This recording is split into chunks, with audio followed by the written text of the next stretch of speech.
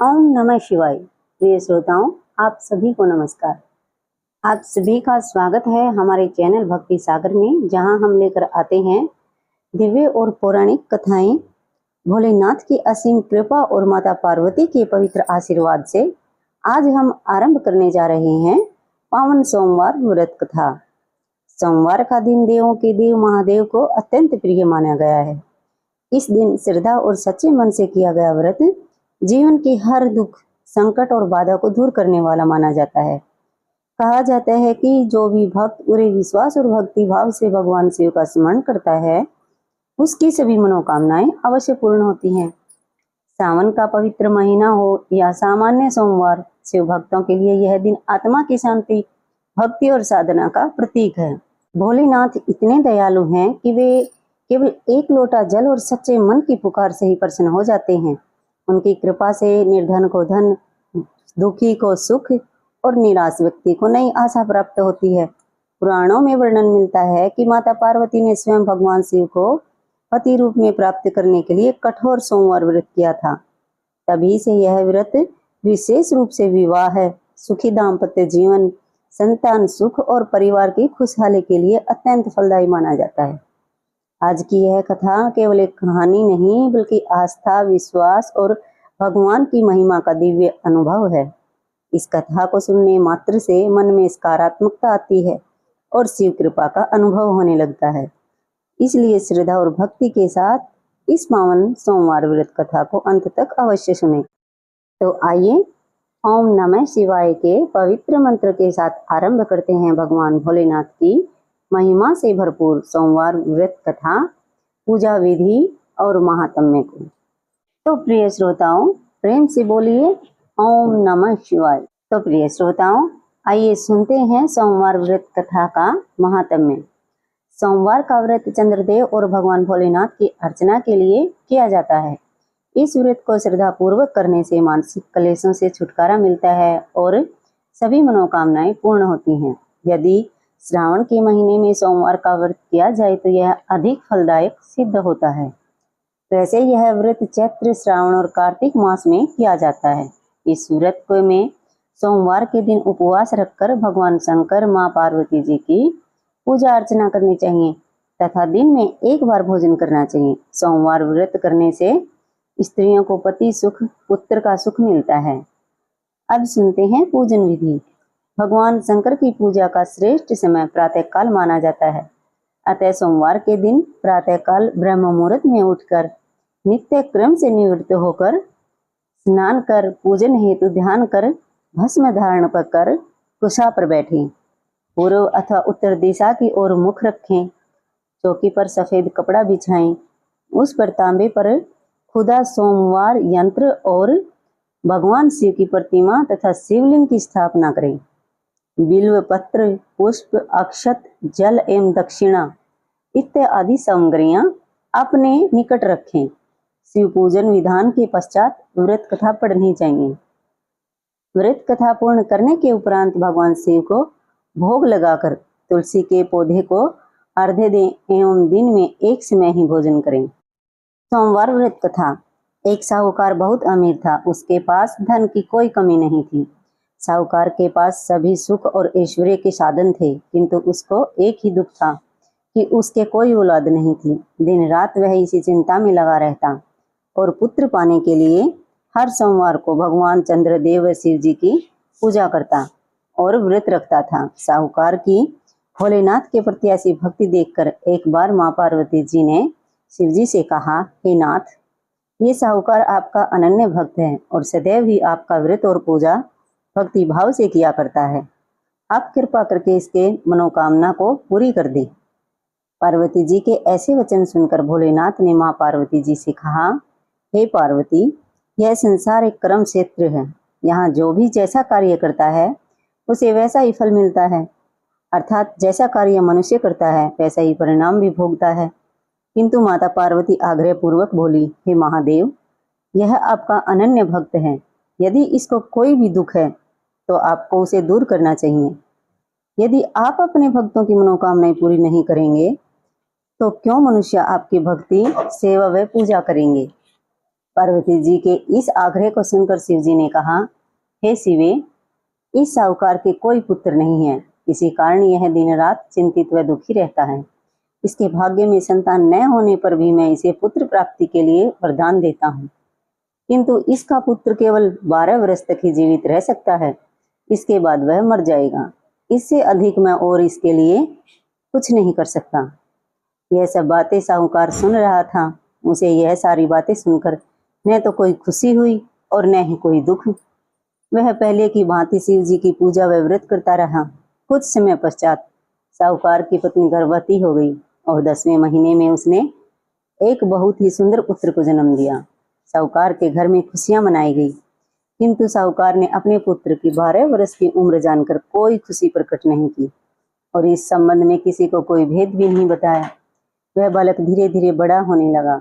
जब वह बालक 11 साल का हो गया तो बालक की माता ने साहूकार से उसके विवाह के लिए कहा, किंतु साहूकार ने कहा कि मैं इसे काशी जी पढ़ने भेजूंगा। साहूकार ने अपने साले को बुलाकर कहा कि तुम इस बालक को काशी जी पढ़ने के लिए ले जाओ और इसे विधिवत शिक्षा ग्रहण कराओ।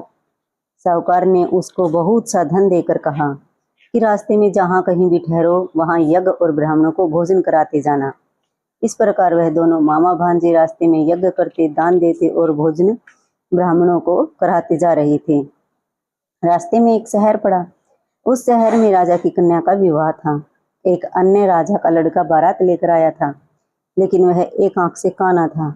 लड़के के पिता को इस बात की चिंता थी कि वर को देखकर कन्या के माता पिता विवाह में किसी प्रकार की कोई अड़चन न डाले। इसी कारण जब उन्होंने साहूकार के बहुत सुंदर बेटे को देखा तो मन में विचार आया कि क्यों न इस लड़के से विवाह का कार्य पूर्ण करा लिया जाए। यह विचार कर उसने लड़के और उसके मामा से कहा, यदि आप फेरे व कन्यादान का कार्य पूर्ण करा देंगे तो आपकी बड़ी कृपा होगी और हम आपको बहुत सारा धन भी देंगे। साहूकार के लड़के और उसके मामा ने इस बात को स्वीकार कर लिया था। विवाह का काम भली प्रकार से पूरा हो गया। जब वह लड़का जाने लगा तो उसने चुपके से राजकुमारी की चुनरी पर लिख दिया कि तेरा विवाह तो मेरे साथ हुआ है, लेकिन जिसके साथ तुम्हें भेजा जाएगा वह एक आंख से काना है। मैं तो काशी जी को पढ़ने जा रहा हूँ। राजकुमारी ने जब इस प्रकार लिखा पाया तो उसने राजकुमार के साथ जाने से मना कर दिया और कहा कि यह मेरा पति नहीं है। मेरा विवाह जिसके साथ हुआ है वह तो काशी जी पढ़ने गया है। राजकुमारी के पिता ने जब यह सब सुना तो उसने अपनी कन्या को विदा करने से इनकार कर दिया। बारात वापिस चली गई। उधर साहूकार का लड़का और उसका मामा काशी जी पहुंचे, जहां लड़के ने पढ़ना शुरू किया तथा अपना अतिरिक्त समय मामा भांजा यज्ञ दान आदि में व्यतीत करने लगे। इस प्रकार कई महीने बीत गए। जब लड़का 12 साल का हुआ तो उस दिन लड़के के मामा ने यज्ञ का आयोजन कर रखा था। अचानक ही लड़के की तबीयत खराब हो गई। लड़के के मामा ने कहा कि अंदर जाकर सो जाओ। लड़का अंदर जाकर सो गया। थोड़ी देर पश्चात लड़का मर गया। जब लड़के के मामा ने देखा कि वह मर गया है तो वह बहुत दुखी हुआ। उसने सोचा कि मैं पहले यज्ञ का कार्य पूर्ण करा लूं, तब कुछ सोचूंगा। लड़के के मामा ने यज्ञ पूरा किया और फिर रोना आरंभ कर दिया। वह बहुत जोर जोर से रो रहा था। संयोगवश शिव जी और पार्वती उधर से जा रहे थे। पार्वती जी ने भगवान भोलेनाथ से कहा, हे नाथ, कोई दुखी व्यक्ति रो रहा है, उसके कष्टों को दूर कर दो। जब शिव जी और पार्वती जी वहां पहुंचे तो उन्होंने देखा कि वहां पर एक लड़का मरा हुआ पड़ा है। तब पार्वती जी ने देखते ही लड़के को पहचान लिया। पार्वती जी ने लड़के के मरने का कारण पूछा तो भोलेनाथ ने बताया, हे गौरी, इस लड़के की आयु इतनी ही थी, ये अपनी आयु पूरी कर चुका है। तब पार्वती जी ने विनम्रता पूर्वक कहा, महाराज, कृपा करके आप इस लड़के को जीवित कर दीजिए, नहीं तो इसके माता पिता इसके वियोग में तड़प तड़प कर अपनी जान दे देंगे। माता पार्वती की बात सुनकर शिव जी ने लड़के को पुनः जीवित कर दिया। शिव जी की कृपा से लड़का जीवित हो गया। शिव शंकर व पार्वती जी सिंह धाम को चले गए।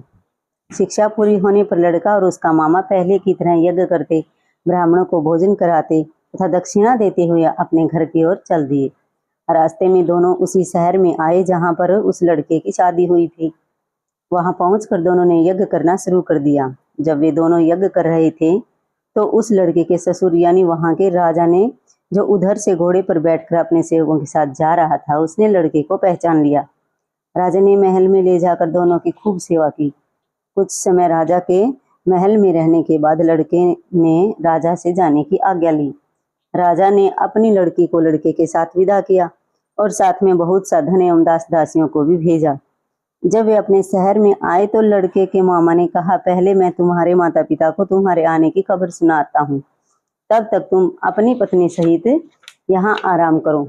ऐसा कहकर लड़के का मामा साहूकार को उसके पुत्र के आने की खबर देने चला गया। घर आकर उसने देखा कि उसके बहन और बहनोई छत पर बैठे हुए हैं और उन्होंने यह प्रण कर रखा है कि यदि उनका बेटा जीवित लौट आया तो वह छत से नीचे उतराएंगे, नहीं तो छत से कूदकर ही अपने प्राण त्याग देंगे। लड़के के मामा ने जब यह समाचार उन्हें सुनाया कि उनका लड़का जीवित लौट आया है तो उन्हें विश्वास ही नहीं हुआ। तब लड़के के मामा ने शपथ खाकर कहा कि आपका पुत्र अपनी स्त्री और बहुत से धन और दास दासियों के साथ घर आया है। तब साहूकार उसकी पत्नी छत से नीचे उतर आए तथा प्रसन्नता के साथ अपने बेटे और बहू का स्वागत किया। सभी प्रसन्नता के साथ रहने लगे। इस प्रकार भक्ति भाव से जो भी प्राणी सोमवार के व्रत का पालन करता है तथा प्रेम पूर्वक इस कथा को सुनता या पढ़ता है, उसके सभी कष्ट दूर होते हैं, सारी मनोकामनाएं पूर्ण होती हैं और इस लोक में सभी सुख सुविधाओं को भोग कर अंत में उसे शिवलोक की प्राप्ति होती है। इस प्रकार सोमवार के व्रत को 16 सोमवार तक करें, फिर या उद्यापन करें। इस व्रत के प्रभाव से मानवों को सभी प्रकार के सुखों की प्राप्ति होती है। व्रत का विशेष महत्व। इस व्रत के बारे में कहा गया है कि ग्रहण आदि में जप, ध्यान, हवन, उपासना, दान आदि सत्कार्य करने से जो फल मिलता है वही फल सोमवार के व्रत से मिलता है। श्रावण में केदारनाथ का ब्रह्म कमल में से पूजन, दर्शन, अर्चन तथा केदार क्षेत्र में निवास का विशेष महत्व है। इसे भगवान शंकर की प्रसन्नता और शिव की कृपा प्राप्त होती है। तो प्रिय श्रोताओं, सोमवार व्रत कथा यहीं पर समाप्त होती है। अगर वीडियो पसंद आए तो लाइक करें, शेयर करें और कमेंट में ओम नमः शिवाय जरूर लिखें। तो मिलते हैं अगली किसी कथा कहानी के साथ। तब तक के लिए हरे कृष्णा, राधे राधे।